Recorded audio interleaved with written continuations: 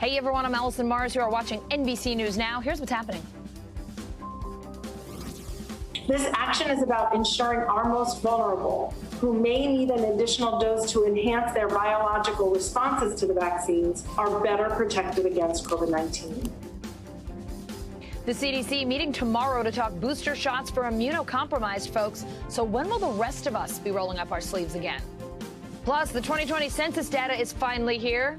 You know what that means. The chart throb himself is with us, Steve Kornacki. He's going to get into the battle brewing, all because of those numbers. You see this field and the corn, you hear a little breeze, is this heaven? For me it is. It's field of dreams. From the big screen to the big leagues, Iowa hosting its first ever Major League Baseball game tonight on the Field of Dreams. It's Yankees versus White Sox. We'll take you there.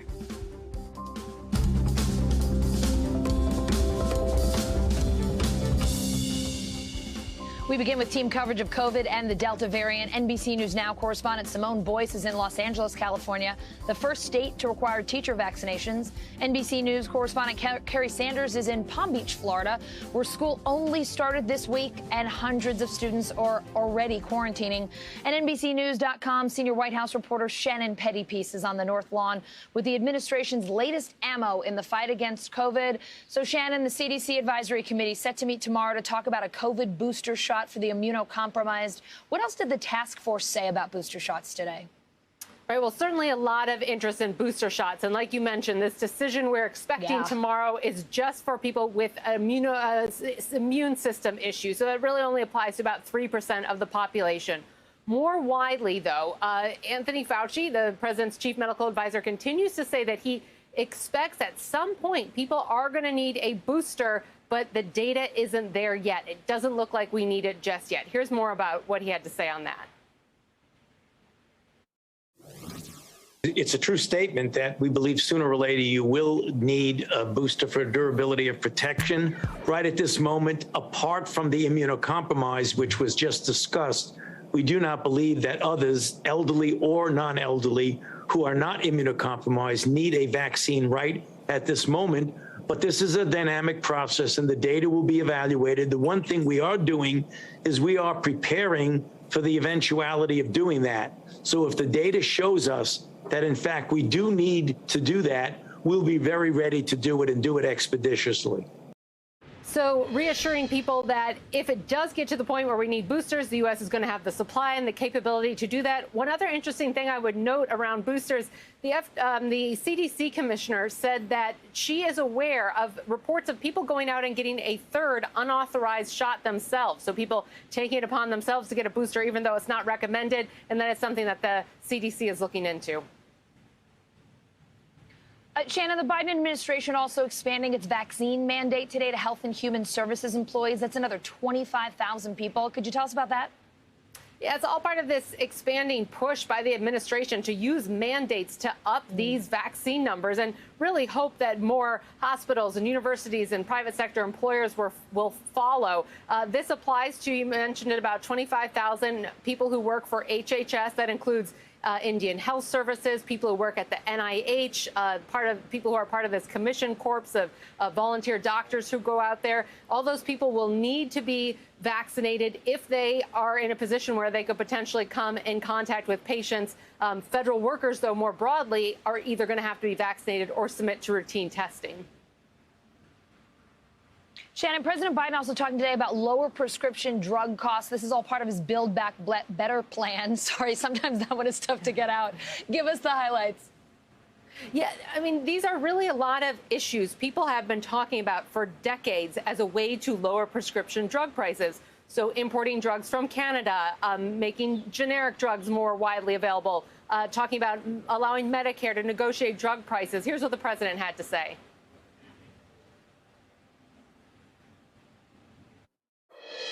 To really solve the problem, we need Congress to act. That's what my Build Back Better plan will do. You know, there's long been talk, a long time since the days when I was back in the Senate, about giving Medicare the power to negotiate lower drug prices. Now, Medicare takes care of millions of people. Medicare My plan is going to allow that. So this go around, the president trying to include these measures in this $3.5 trillion spending plan. Like I mentioned, there's been a lot of opposition to these ideas in the past, particularly coming from the pharmaceutical industry that has pushed back hard on these. So a big question about whether there's any more momentum to get them passed this time around. All right, Shannon Pettypiece at the White House. I think it's the North Lawn, but my guess might be wrong. Thank you so much. Hundreds of students forced to quarantine in Palm Beach on just the third day of school. The superintendent there blaming Florida Governor Ron DeSantis. NBC News correspondent Carrie Sanders is in Palm Beach.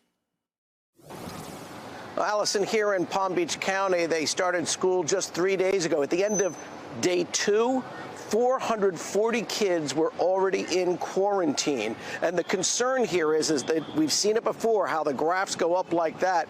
At the end of day 3, they're now calculating what's going to happen tomorrow when school resumes. The reason that they're doing these quarantines is because in this county, while they're strongly encouraging people to wear masks, there are those who can opt out of wearing a mask. So in the 10th largest school district here in the country, with 179,000 students, there are about 6,300 whose parents have said they can opt out. That means that Johnny can be sitting in one desk next to Janie in another desk, Johnny wearing a mask, Janie without a mask. And of course, the concern is that that's how the coronavirus gets spread when kids, even if they're 3 feet apart, they're kids, they're close together at some point during the day.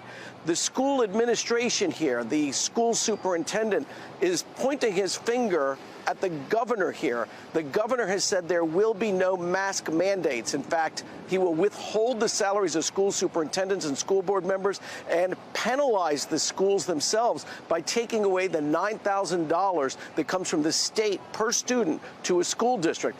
This is what the school superintendent here in Palm Beach County had to say. Well, I guess the governor's got to take responsibility for establishing the ground rules we're operating under.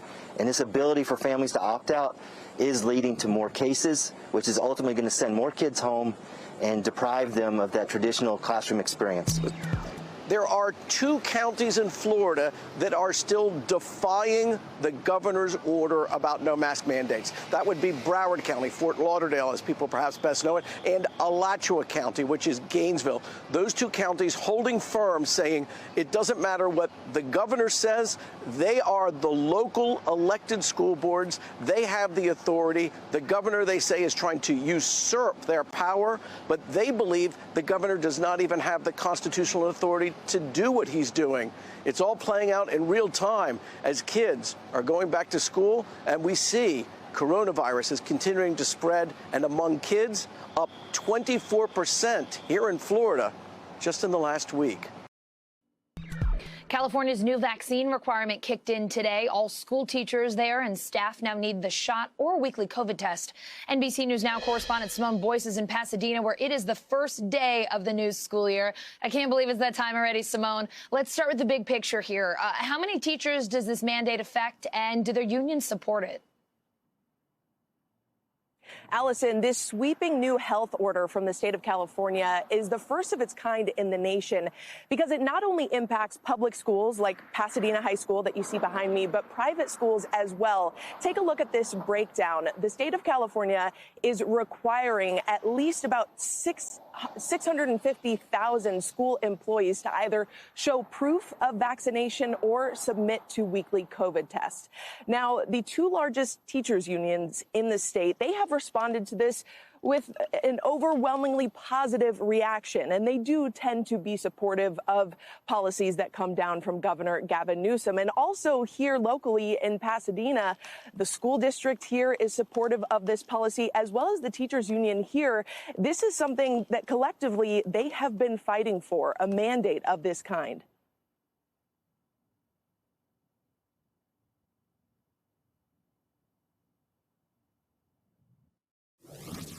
It will make maybe kids and parents feel a little bit more safer, that extra security. I would say that that's wrong.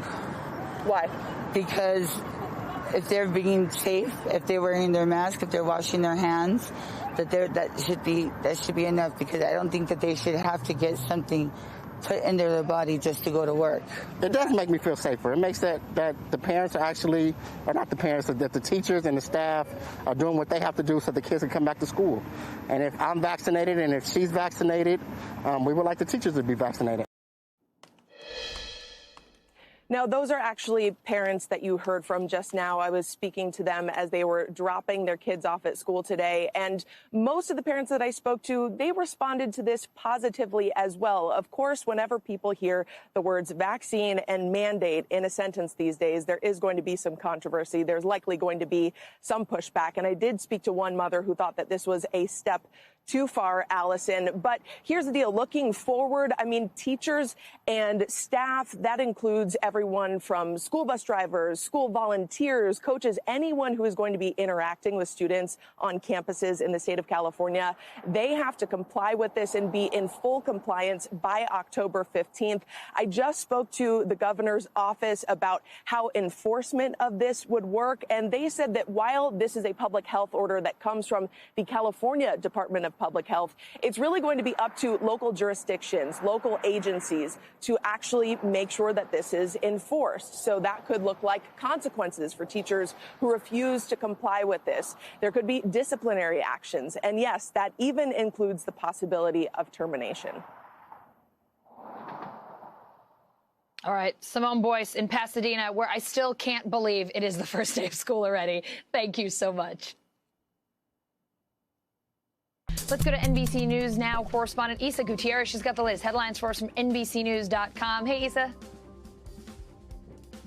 Hey, Allison, happy Thursday. We're going to start with the latest on a lawsuit against allies of former President Trump. A federal judge ruling a defamation case by Dominion Voting Systems can proceed against Sidney Powell, Rudy Giuliani, and MyPillow founder Mike Lindell. The election equipment manufacturer is suing the three men for repeatedly making false and unfounded claims the company rigged the 2020 presidential election.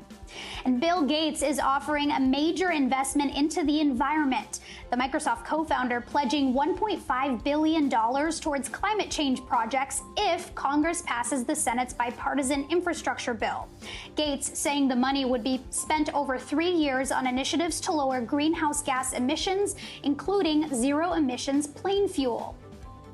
In New York City, a Taiwanese man was sentenced to 6 years in prison for a multi-million-dollar fraud scheme. The 25-year-old admitted to defrauding a program that was set up to help small businesses stay afloat during the pandemic.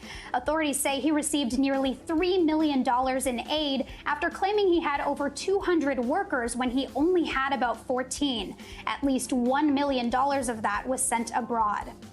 Tennessee State University working to get students vaccinated as they return to campus. Tennessee has barred all public colleges from requiring vaccinations, but the school will offer students $100 if they show up with proof of vaccination.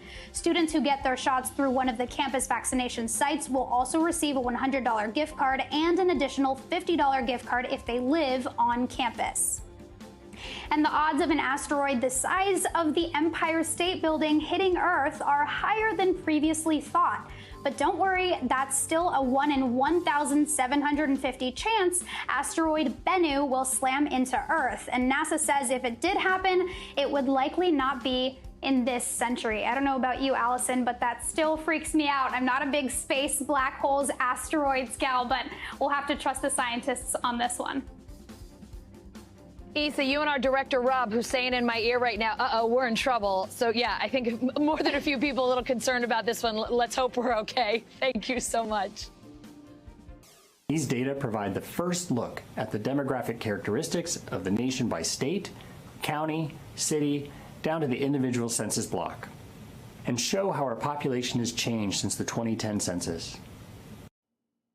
What's changed in the U.S. over the last 10 years? The Census Bureau releasing its 2020 data, numbers the states will use to redistrict and potentially shake up Congress. NBC News national political correspondent Steve Kornacki is at the big board. Steve, it's awesome to see you. All right, so this data could set off the most hectic, contentious redistricting cycle ever. And I know nobody gets fired up about redistricting like you do. So hit us with the big takeaways from this census data. Yeah, well, let's take a look here, Alice. Every 10 years, we really get these numbers, and they kind of last for the next 10 years. We'll be staring at them for the next 10 years.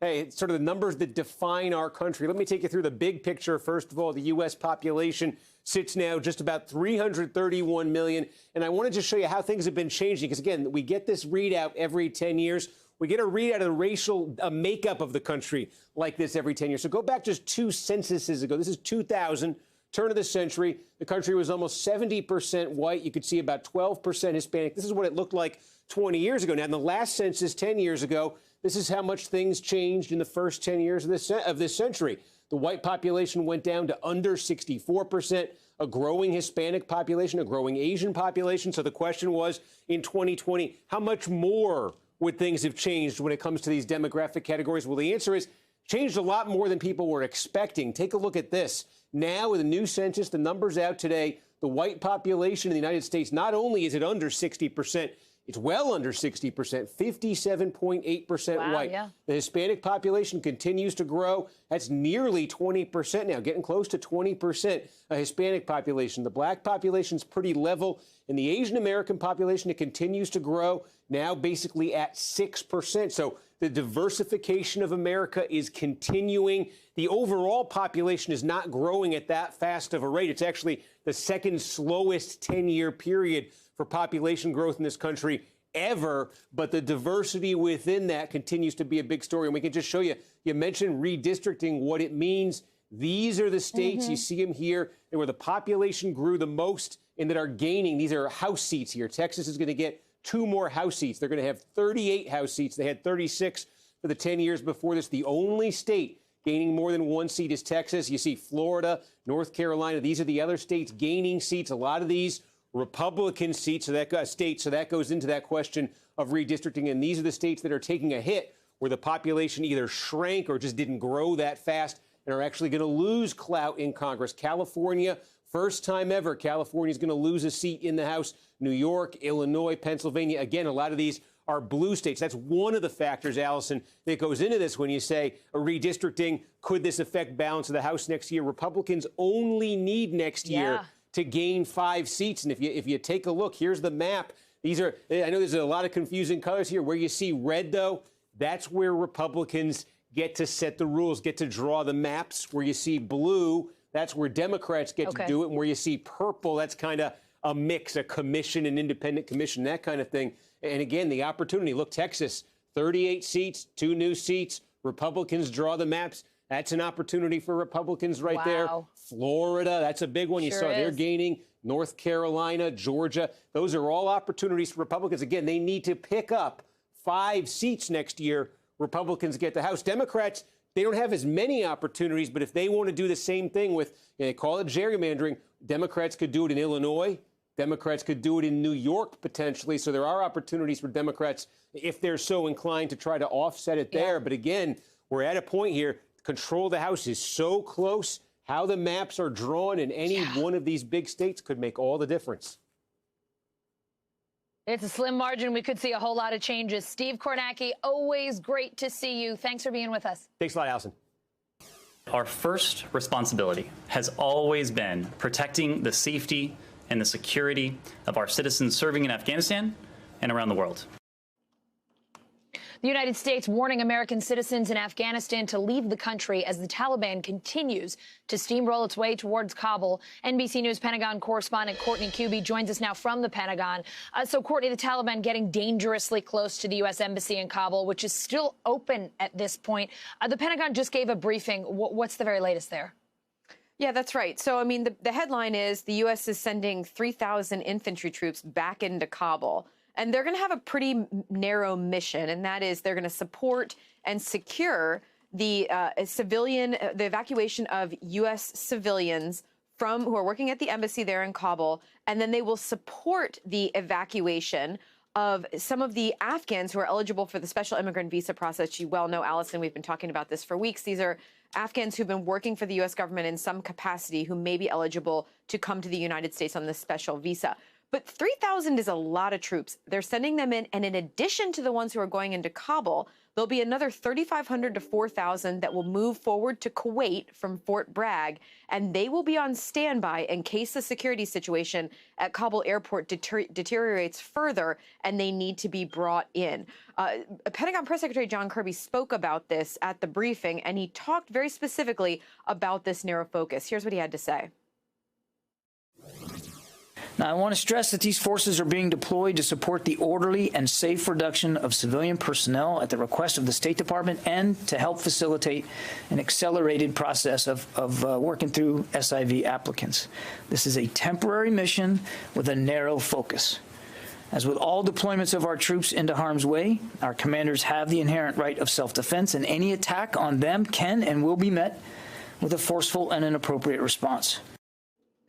You know, and John Kirby, they're talking about how they have the inherent right of self-defense. This is not a permissive environment, Allison. So there is this, despite the fact that this is not necessarily a combat mission that these troops are going in for, they will they have the potential to be in dangerous situations. I should also point out that there's another 1,000 U.S. troops, mainly Army and Air Force, who are going to be part of a special task force that's going into Qatar, and they'll be working on the more administrative side of processing some of these special immigrant visa applicants when they leave Afghanistan. So the announcement today, thousands of U.S. troops being now sent forward, deployed to support the withdrawal from Afghanistan, Allison.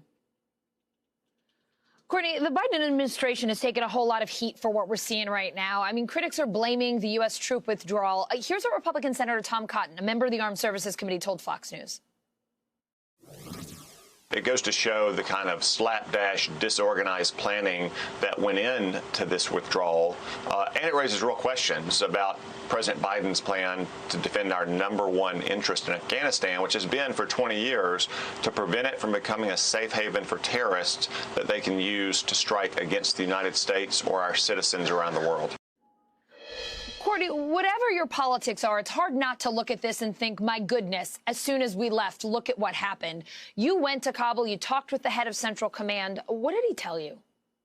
Yeah, that's right. And I specifically asked him about exactly what Senator Cotton was just talking about, and that is what happens after the U.S. leaves. It's no surprise that the Taliban, they have this offensive that's been ongoing now for several months. What's been so surprising about this, though, is that how quickly they've been able to move through some of these areas, and not just the more rural parts of the country, but the area, into major cities. Kandahar City in the south, one of the largest in the country. It is about to fall if it has not fallen already. Kunduz, Ghazni, just outside of Kabul. I mean, we're talking, 80 or so miles outside of Kabul. The Taliban have been able to move into these areas quickly and take them even faster than expected. When I talked to General McKenzie about that in Kabul last month, I said, well, what happens afterwards? When the Taliban, if they take over this country, what about the al-Qaeda presence there? And he was very candid about it, saying, look, he has no confidence that the Taliban will stop al-Qaeda from regrowing and regenerating in that country, and then they will continue with their ultimate goal, which is attacks against the West. That is his big concern. And he also pointed out that, in fact, the U.S. military presence there has been to stop terror networks like al-Qaeda and now like ISIS from regrowing and regenerating in this, what would become a safe haven in Afghanistan. Of course, Afghanistan is where the hijackers and Osama bin Laden planned the 9/11 attacks. We're coming up on the 20th anniversary of that attack in just a couple of weeks, with the backdrop of the Taliban rolling through that country and taking over, Allison. I mean, it's really a remarkable confluence of events when you look at everything that's been happening, and it's moving right up towards the anniversary of 9/11. Yeah, it's remarkable to see. You said it, Courtney, they're moving incredibly fast. Courtney Kuby at the Pentagon, thank you so much. Thanks. Kathy Hochul calling herself tough, the incoming New York governor replacing Andrew Cuomo, saying she'll run for a full term in 2022. But first, she's got to tackle COVID and bring back New York's economy. In a Today exclusive, co-anchor Savannah Guthrie sat down with the lieutenant governor to talk impeachment and cleaning up the toxic culture in Albany. You'll be coming into office under extraordinary circumstances. You've got a full plate, but one of the issues is going to greet you right at the door, which is this toxic culture. You have vowed to change it. What are you going to do? How far are you willing to go to clean house and ferret out bad actors inside the administration? Well, very first steps will be ensuring that anyone who's named in the report released by the Attorney General being involved in any kind of unethical behavior will no longer be part of this administration. They're gone on day one, so let's get that very clear. But secondly, I do believe that we're going to follow the law. I mean, the law prohibits the kind of behavior that was conducted here. And I want to make sure that there's a message that I'm tough. I'm not going to put up with anything that crosses the line or even comes close to the line, because this should be an environment where all people, women, members of the LGBTQ community, anyone is free of harassment, that they can come to work for the people of New York, stay focused, and get the job done. There'll be no more distractions. Yeah, you know, the report has surfaced not only these instances of sexual harassment, but also this larger cultural problem of bullying or intimidation. I mean, you've been a part of this administration for 6 years. Did you ever see any of that? Did you ever have occasion to talk to the governor about it or confront him about it? That was very much an insular situation, what was going on in his office. I think if anyone knows my career, they know that I've not been close to the governor. It's no secret. And my schedule reflects that I spend very little time in Albany except when I'm presiding over the Senate. So I travel.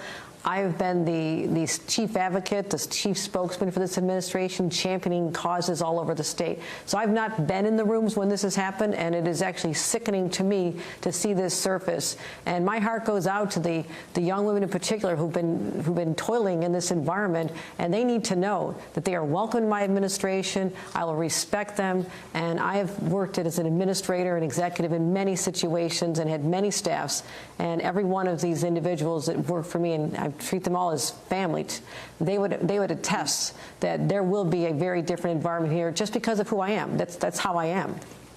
Do you believe that the state assembly, the lawmakers there, should proceed with impeachment proceedings against Governor Cuomo? I am well familiar with the responsibilities of the different levels of government, the different separation of powers, and I don't believe it's my position to weigh in on that situation. But I have full confidence in the Assembly Judiciary Committee as well as the full Assembly to do what is right. Can I push you on that just a little bit, though? Because, you know, you are coming in as governor, a position of leadership, and there's a divide here. Some say, look, let it go. It's a distraction. It takes resources. It takes time. Others say he should be held accountable and not be able to run for state office again. Where do you come down on that key issue of whether impeachment proceedings should go forward? You mentioned this is a distraction. I want the people of New York State to know that I will not be distracted from job one, which is to fight COVID and bring back our economy. So that'll be going on in a parallel universe, which I'll be observing, but I don't have a voice in this, and I want that process to play out independently of the responsibilities that I will have, which are quite weighty on day one. Illinois, the first state in the country to pass a law that bans police from lying to minors during interrogations. That landmark legislation takes effect in January. NBC News correspondent Shaquille Brewster spoke with one man who says this ban could have saved 15 years of his life. As the bill was signed, Terrell Swift was in tears considering what he'd lost. This bill, I truly believe, could have saved my life. Swift spent more than 15 years in prison, convicted of a rape and murder he didn't commit. Lied to by detectives and coerced into a confession during an interrogation without his attorney or his parents. I was taken advantage of and manipulated by the police. But me being a 17-year-old, I was led to believe that if I worked with them or cooperated, I would go home. Because they told you that? Because they told me that. SB 2122, Illinois becoming the first state to ban police from lying to or deceiving minors during interrogations. False confessions have played a role in far too many wrongful convictions. Until now, lying to suspects, including children, was legal in every state. Deception used as a common police tactic for decades. We know that once deception is employed, innocent people feel absolutely cornered and are going to confess. The Innocence Project reports 1 in 4 people cleared through DNA evidence had given a false confession. Chicago is being the false confession capital of the world. State Senator Robert Peters introduced the bill. Should it be considered landmark legislation to say you can't lie to kids in interrogations? It is a landmark piece of legislation. It's also kind of sad and upsetting because we shouldn't have been in this place in the first place. Illinois led the nation in criminal exonerations for the past 3 years, according to the National Registry of Exonerations. 91 out of 101 false confessions in the state of Illinois were extracted from men of color. So I think in many ways this was the time to talk about this issue, to bring it to the forefront and to really center it as an issue of racial justice. A reform requiring significant outside pressure, but passing nearly unanimously and with support from law enforcement groups. We're in an era of reform, and we understand that, and that's actually a good thing. How are you not angry at this whole situation? I have kids, wife, beautiful family. I owe it to myself and to them to continue to live. For Swift, it's healing through advocacy, both still in progress. I know it's a big deal, a huge deal, and I helped in facilitating this, everything getting passed. But I guess for me, I'll feel that gratification when all states have adopted it. And Shaq joins me now from Chicago. Shaq, until Illinois passed this law, it was legal to lie to kids during police questioning in every single state in this country. Right. It's just unbelievable. Where else are they considering bans like this?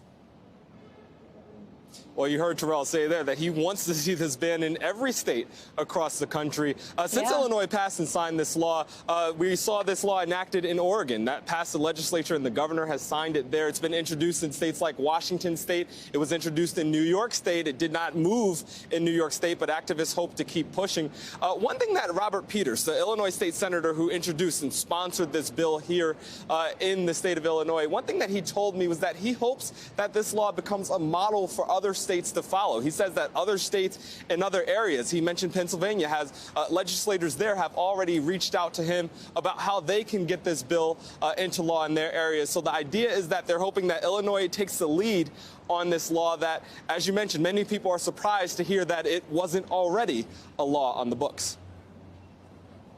Yeah, Shaq, and for anyone else who thinks that this doesn't happen all that often, your reporting says it all. I mean, 1 in 4 people cleared on DNA evidence gave false confessions. 91 of 101 false confessions in the state of Illinois were from men of color. So let's talk about the racial injustice here. Yeah, that's 90%. 90% of those false confessions that were cleared by DNA evidence. So DNA showed that these men who were convicted of a crime were not present and did not commit the crime. 9 out of 10 of them, 90% of them, were men of color, black and Latino men. One thing that activists told me, and even law enforcement groups that ended up endorsing this legislation, they said that it was the environment that we're in that led to this legislation finally being passed. We went through a year of protest after the murder of George Floyd in Minneapolis there. Every city saw some sort of uprising, some sort of push to enact criminal justice reform. Well, this was a reflection of that, and that's a message that you hear not only from politicians, not only from activists, but as I mentioned, from members of the law enforcement community that said, even if we don't agree on the scope of this problem, we agree that the perception of this being a problem is bad enough, and they wanted to come in and take a hand and step and help fix this problem that they believe exists as well. Allison? Shaq, really eye-opening reporting. Thank you so much. Thank you. It's time for the bottom line, our daily look at what's going on in the business world and beyond. It is Thursday, and you know what that means. Jobless claims are out today, falling for the third week in a row, down to 375,000. It's another good sign for our economic recovery. Here to dive into those numbers and tell us what else is happening around Wall Street, CNBC's Leslie Picker. So, Leslie, it's been great to see jobless claims fall over the past few weeks, but they're starting to settle around this sort of 400,000 area, just a little below. Are there concerns that our recovery's stalling out here? How should we read this? Yeah, Allison, that's the key question that investors and policymakers are really grappling with right now, especially as we look at how the Delta variant is impacting economic activity at this point in time. As you mentioned, 3 straight weeks of declines, 375,000 was today's number. Still, that's the lowest level since the pandemic began. Just some context there, they have stabilized around that $400,000 figure, but they are still down sharply from that period in time where we were seeing millions of people filing unemployment claims, and they're already at half the level they were at the beginning of 2021. And when you kind of think about what this means from a momentum standpoint, when you combine these figures, the fact that we are seeing with declines, with the number of jobs that have been added into the economy, the number of job openings in the economy, it does appear that we are still continuing on that trajectory of a recovery. But still, things like inflation, things like the Delta variant, all aspects of this economy that could thwart what we've seen so far. All right, so let's talk inflation. The July Producer Price Index also out today. For our viewers who don't know, PPI basically measures wholesale prices, what businesses and retailers pay for raw materials and goods, costs that they then pass on to you and me. That index came in hotter than expected. What went up, and how does it play into our inflation concerns? Yeah, Allison, hotter than expected. It was just remarkable, 7.8% in the 12 months through July. That's the biggest annual gain that we've seen in the PPI since the measure began back in November 2010, so over a decade ago. Now, the bulk of this advance is being attributed to what's known as final demand services. This was largely thanks to things like auto parts retailing and airline services and hospital outpatient care, machinery, equipment wholesaling, securities brokerage, things of that nature. An economist at Oxford Economics told Reuters, I thought this was a great quote, he kind of summed it up as this could potentially be the peak of producer price inflation as supply pressures gradually unwind in the coming months and demand moderates from its blistering pace in the first half of the year. So that would actually be in line with what we saw from the consumer price standpoint yesterday, this idea that potentially we have seen peak inflation. All of that talk from the Fed about this potentially being transitory inflation would kind of go along those lines. So it's definitely something to watch as we look at rising prices, just remarkable from where we were just a year ago. Yeah, it would be nice if we got a little bit of a break from this blistering pace. All right, tomorrow we get our last big economic number of the week, the Consumer Sentiment Index. What should we be watching for there? Yeah, so it all ties into inflation these days in the economy, because last month in July, we saw a much lower reading for the sentiment index, came in around 81 last month. That was much lower than economists had expecting. They were expecting an increase in sentiment. Instead, they saw a decline. And one of the main reasons for that was really concerns around inflation. Consumers are not feeling as good as, they may have felt a year ago, even a month or two ago, just because the price of things like housing has gone up, cars have gone up. That kind of makes people a little nervous about spending money on other more discretionary items. So we'll get these numbers at 10 a.m. They come out from the University of Michigan. They will measure consumer sentiment. And most economists are expecting to see kind of in line with those lower understated numbers from July. All right, I have one non-economic question for you. This one has to do with Facebook. The UK wants Facebook to sell its popular GIF website, Giphy, which Facebook bought last year for $400 million. What's the issue here? Yeah, I think in addition to the debate of whether it's Giphy or Jiffy, which I know people do have their strong opinions about, this particular concern centers around competition. This idea that, at least from the UK's eyes, this is the competition for Competition and Markets Authority in the UK. They believe that Facebook's acquisition, which took place just a year ago, acquired Giphy for $400 million. But the regulator says that that ownership could be detrimental to other platforms that may not have as large and as attractive a swath of GIFs as maybe Facebook would in acquiring Giphy. And so these findings are provisional. They're kind of the first draft of this investigation. They're allowing people, interested parties, to submit comments, and until October 6th, when that final report comes out, there's kind of going to be a bit of a back and forth. But if they do determine that this acquisition harms competition, they could require Facebook to unwind it, which would be a major, major step, and certainly an interesting point as we look at just what's gone on with big tech and regulation all over the world right now. Yeah, that would certainly be a big deal. A bigger deal than whether it's Jiffy or Giphy. I'm telling you, I'm probably going to get hate mail from the Jiffy people, because I know people have their very strong opinions. You are absolutely correct. Leslie, thank you for being with us today. We really appreciate it. Thank you. You and me both. We'll get those emails together. Deranged conspiracy theories fueling an awful tragedy. A California dad confessing to killing his 2-year-old son and 10-month-old daughter on a trip to Mexico, telling authorities his belief in QAnon and the Illuminati made him do it. NBC News senior reporter Ben Collins, who focuses on disinformation and extremism online here now. Ben, you cover some crazy stuff on the internet, but this is just so sad. The FBI says Matthew Taylor Coleman claimed he had to kill his kids because he had visions they would grow into monsters, because his wife passed down her serpent DNA to them. Before we get into those conspiracy theories and their beliefs, the things that put those ideas in Coleman's head, tell us what happened here. What do the FBI know about the murder of these young kids?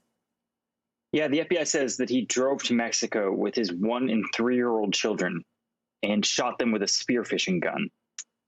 It is really gruesome and particularly horrible. When he confessed to the FBI, he did say that he thought they had reptilian or serpent DNA. This is tied to this century-old conspiracy theory that reptilians run the world, and it has anti-Semitic underpinnings. This particularly horrible.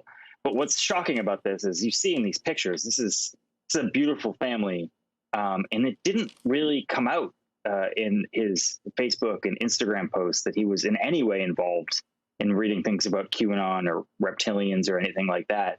The descent must have been extraordinarily fast, and that's why I'm sure in the days looking for her husband, I can't imagine that this man's wife believed that this is the outcome.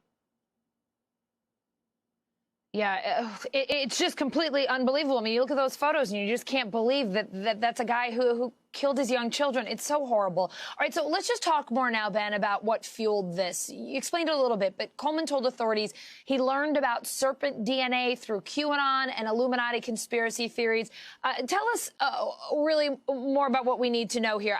I've never heard of this whole serpent DNA situation. Sure. So it's a very old conspiracy theory alleging that people who run Hollywood, who run banks, who run the governments throughout the world are secretly aliens from outer space wearing human suits, basically. It sounds stupid, but it has been the cause of a lot of terror recently. There was another QAnon supporter and Proud Boy named Bucky Wolf a couple years ago in Seattle who believed that his brother was a lizard, so he stabbed him with a sword to death. That was in 2019. On Christmas Day of last year, there was a man. You probably remember this. He blew up his own van outside of an AT&T building in Nashville, and he said, he had all these writings about lizard people that the authorities found thereafter. He was the only person that died in that explosion. So it's caused a lot of terror. The links to QAnon are sometimes unclear, but actually kind of not, right? QAnon is this belief that children are getting eaten by politicians, that they must save the children, which is sort of ironic in this situation. But people who believe in QAnon get pushed down these very weird rabbit holes about government control by a new world order, by a one world government. And sometimes they tend to believe that they are lizards from outer space. And those two theories have worked in tandem in the last few years. Ben, I always learn something particularly creepy about the internet and conspiracy theories when we talk to you. I mean, we've been familiar with QAnon for a while, but I didn't know that whole lizard aspect of it, so thank you so much. I got to ask you about that, though. A survey from this May found 15% of Americans agree with the QAnon theory that the U.S. government, Wall Street, and Hollywood are, quote, controlled by a group of Satan-worshiping pedophiles who run a global child sex trafficking operation. Now, we know QAnon followers also believe Donald Trump was working to take down those pedophiles. As we get further away from his presidency, what are you learning about QAnon? What are you seeing? Is it weakening, morphing into something else? How would you describe its popularity and what you're seeing today? Sure. So the big difference between, say, 8 months ago or something and now is that QAnon followers don't call themselves QAnon followers. Q hasn't posted since December, so we're 8 months away from that now. But the doctrines of this are seeping into everyday life. They're seeping into other political factions within the U.S. right and sometimes the U.S. left.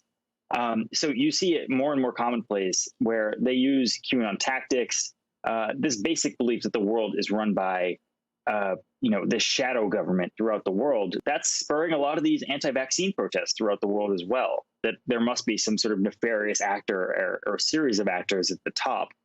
That is no longer just a QAnon belief. That is something that's taking over all throughout this country and all throughout the world as well. And it just doesn't have that name anymore. All right, Ben, thanks so much for your reporting. And just, so upsetting to think that these conspiracy theories could cause the murder of 2 young kids. It's just really awful. Thanks. Is this heaven? It's Iowa. Tonight, Iowa is heaven for baseball fans. The Yankees and White Sox bringing the Field of Dreams to life, proving that if you build it, Major League Baseball will come eventually. NBC News correspondent Harry Smith has the story.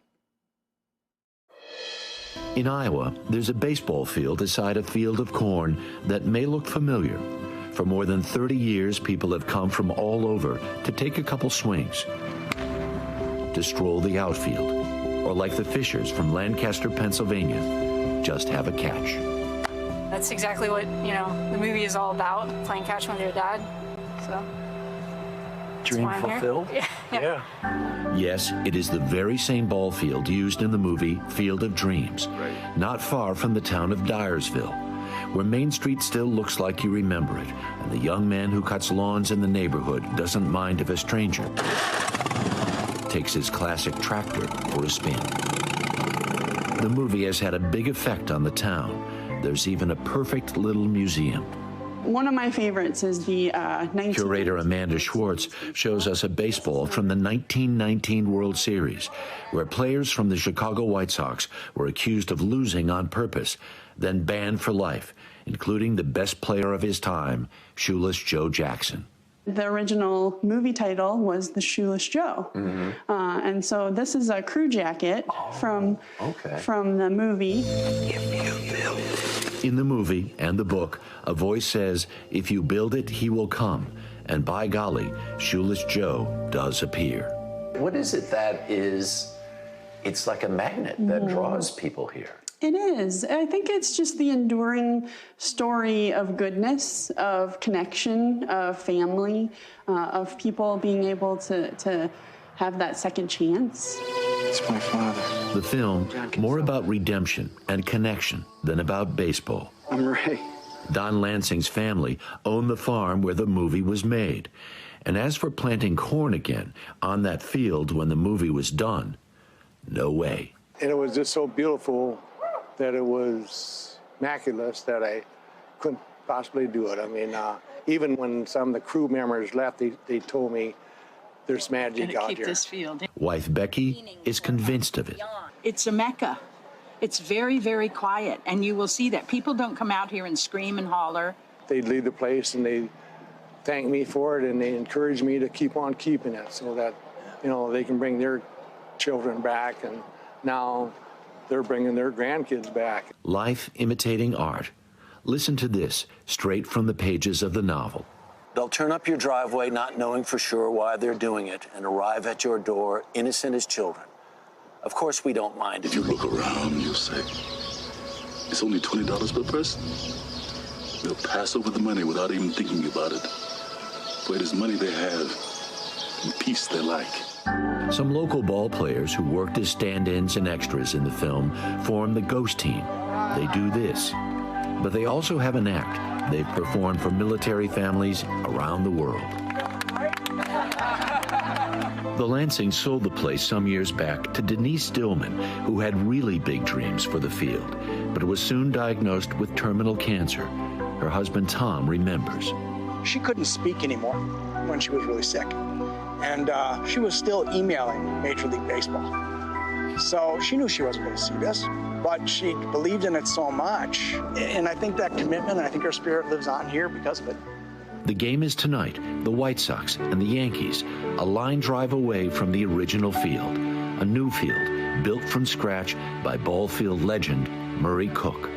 This morning when the dew sets on the field in the evening or the fog comes in, that's the special moments. I'll bet. Those are the special moments in the evenings and early mornings when you can come out here and no one's here. You hear nothing. There's nothing mowing out here, but you see this field and the corn. You hear a little breeze. Is this heaven? You know, for me it is. It's it's Field of Dreams. Is this heaven? No, it's Iowa.